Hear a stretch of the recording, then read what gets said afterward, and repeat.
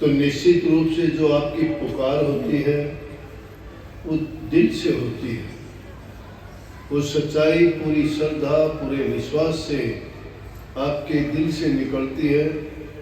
तो जब भी ऐसी पुकार आप करते हो वो मालिक के दरबार में कबूल होती है। अभी इससे पहले तो मीराबाई की वाणी थी, मैं थोड़ा घूमने गया तो रास्ते में मेरे कान में आवाज़ आई, उसमें मीराबाई ने कितनी अच्छी बात कही कि मेरे भी मनाइयो महाराज शरण आए सबकी बने। हमें इन वाणियों पर गौर करना चाहिए। मीराबाई ने एक ऐसा उदाहरण प्रस्तुत किया, आज उनको इसलिए याद किया जाता है कि वो प्रभु की भगत थी।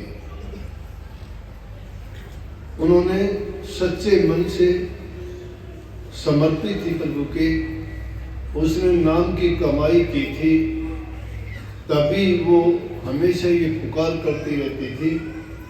और मैं तो ये कहता हूँ कि जब तक किसी के घर जाते हो दरवाज़ा नहीं खोलता तब तक आप आवाज़ देते रहते हो, कुंडी खड़काते रहते हो, घंटियाँ बजाते रहते हो, और जब दरवाज़ा खुलता है तभी आपको चैन पड़ता है, नहीं तो आप दरवाजे के सामने खड़े होके ऐसा करते हो। तो इसी तरह से अगर सच्चे मन से तुम मालिक के द्वार पे भी इसी प्रकार से आवाज़ लगाते रहो और कुंडी खड़काते रहो तो आपकी पुकार भी अवश्य सुनेगी। और दूसरी वाणी अभी जो थी उसमें थी कि अपनी हरियाणवी भाषा में कि इसे संत के न्यूए मिले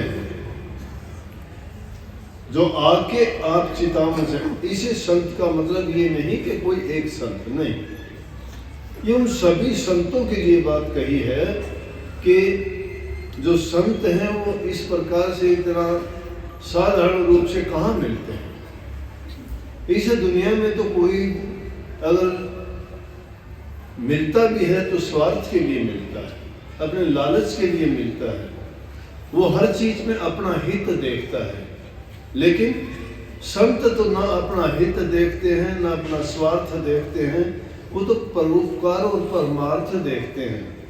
इसलिए कही कि ऐसा कहाँ से मिलता है जो अपनी परवाह ना करके दूसरों की परवाह करता है, और क्या क्या जीवों को उनके भ्रमों से निकालता है, आडंबर छुटवाता है, पाप कर्मों से बचाता है, उनको सुखी जीवन जीने की कला सिखाता है, साथ ही साथ जन्म मरण के बंधनों से मुक्त कराता है। जीव के पीछे लगे हुए जितने दुश्मन हैं, काम, क्रोध, लोभ, मोह, अहंकार, इच्छा, आशा, तृष्णा, वासना, कितनी चीजें ऐसी लगी हुई हैं जिस जीव को भरमाती हैं, इसको पता ही नहीं है कि मैं किस ओर जा रहा हूँ। कोई लालच में बह जाता है, कोई क्रोध के बस ऐसा काम कर बैठता है कि उसको कई जन्मों तक कर्म भोगना पड़ता है। कोई लोभ के बस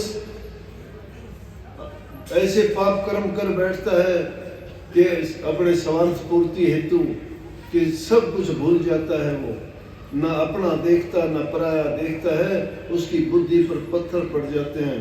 लेकिन सतगुरु आईना दिखाता है, आईना कहते हैं दर्पण को, शीशे को। शीशे में देखने से हमें साफ दिखाई देता है ना कि हमारे चेहरे में क्या कोई चीज तो नहीं लगी, कोई कमी तो नहीं है, तो हमें पता लग जाता है, नहीं तो अपना चेहरा हम कहाँ देखेंगे। लेकिन सतगुरु हमें वो आईना दिखा के कहता है कि देखो ये कमियां आपके अंदर हैं, और मैं आपके ये दुख दूर करने के लिए, ये कमियां निकालने के लिए, आपके जीवन को सुखी बनाने के लिए तुम्हें मंत्र देता हूँ, तुम्हें जीवन जीने की कला सिखाता हूँ। और उस कला को जो सीख लेते हैं, मान लेते हैं। सीख कहते हैं, सीख शिक्षा को कहते हैं, संत उसको उपदेश कहते हैं। वो उपदेश, वो शिक्षा, वो संदेश अगर संतों का लेके हम चलते हैं तो हमारा जीवन ऐसा समझ जाता है कि कोई भी ना हम बुरा काम करते हैं, ना पाप कर्म करते हैं, और ना ही किसी जीव को तंग करते हैं, दुखी करते हैं, और हमारा जब दूसरों को हम सुख पहुंचाने का प्रयास करते हैं, अपना जीवन अपने कर्म करके, नेक कर्म करके, नेक कमाई करके अपना जीवन जिस ढंग से भी ढालते हैं, वो संतों की शिक्षा हमारे जीवन को सुधार देती है। इसलिए कही कि ऐसे संत इस युग में जो खुद आके ऐसे संदेश देते हैं, उनको कोई मतलब नहीं किसी से, ना वो जाति देखते हैं, ना धर्म देखते हैं, ना लिंग देखते हैं, ना प्रदेश देखते हैं। चाहे कोई किसी भी जाति का हो, उनकी नज़र में सब अच्छे हैं, भले हैं, सभी उस मालिक की संतान हैं, और उन सब का उद्धार और कल्याण करने के लिए हमेशा तत्पर रहते हैं, अपनी परवाह किए बिना वो संसार के जीवों का कल्याण करने के लिए और उनके सुधार के लिए आते हैं। इसलिए ये संदेश दिया है उसमें कि हमें उनके उपदेशों को सुन के अपने जीवन को बना लेना चाहिए, सुधार लेना चाहिए। लेकिन अगर भूले से, क्योंकि ये काल और माया का देश है, हमारी बुद्धि को भ्रमित करने में वो देर नहीं लगाते, हम शायद अच्छाई का रास्ता तो भूल जाते हैं, छोड़ देते हैं, और पाप कर्म में जल्दी बह जाते हैं। पाप कर्म में क्यों बह जाते हैं? क्योंकि जिस जगह हम रहते हैं वहाँ पे पाप कर्म ज़्यादा है और धर्म कर्म कम है।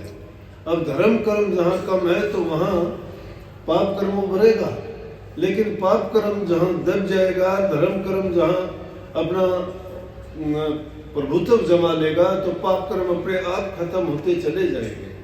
इसीलिए संतों ने उसके लिए क्या किया कि शब्द की भक्ति बताई।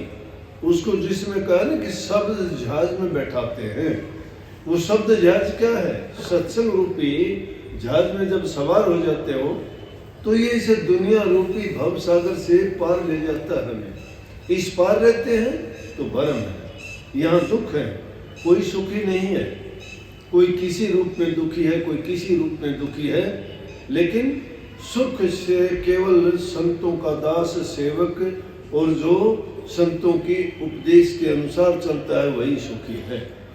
इसलिए हमें उनके उपदेश को, उनकी शिक्षा को, दर्शन से फायदा क्या होता है कि जब दर्शन करोगे, कहीं ना इसमें वाणी में कही कि पहले दर्शन करिए फिर सत्संग सुनिए।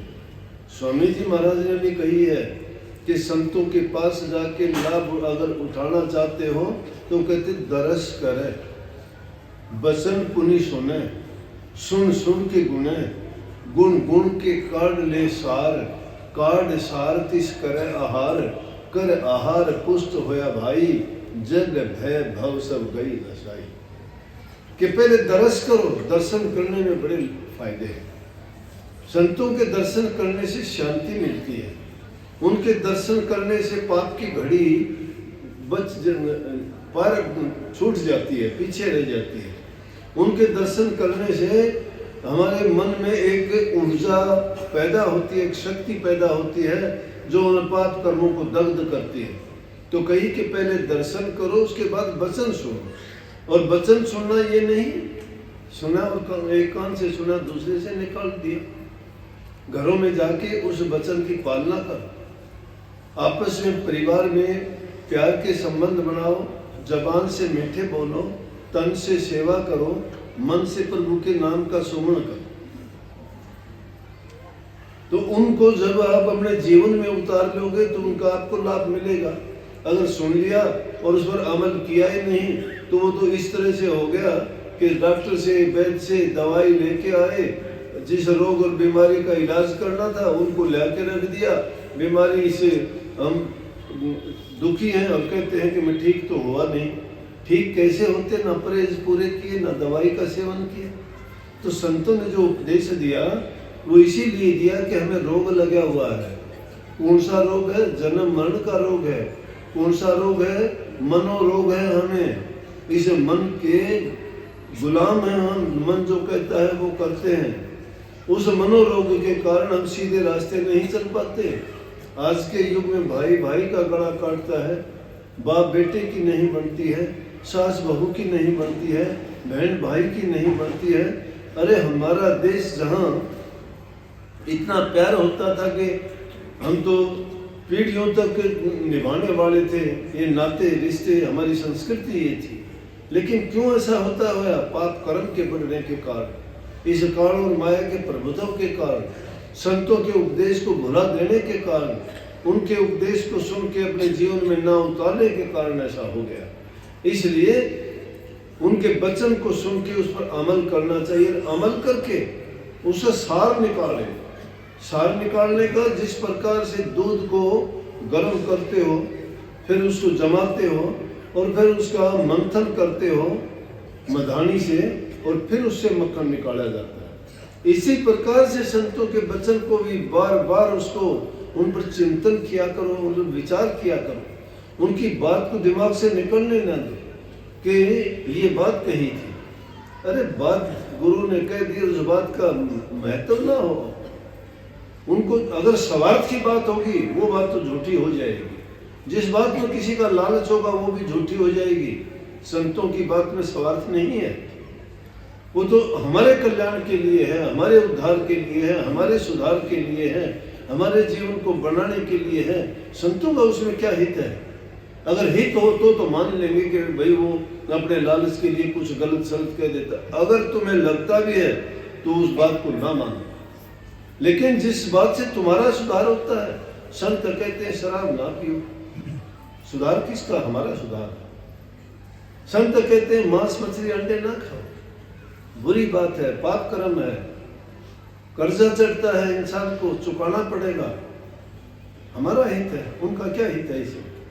वो कहते हैं भलाई करो कि दूसरे को दुख ना दो। संतों का क्या है?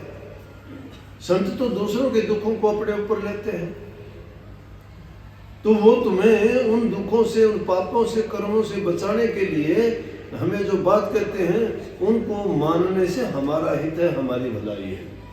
इसलिए उनका सार निकाल के, सोच के उस पर चिंतन करते रहो।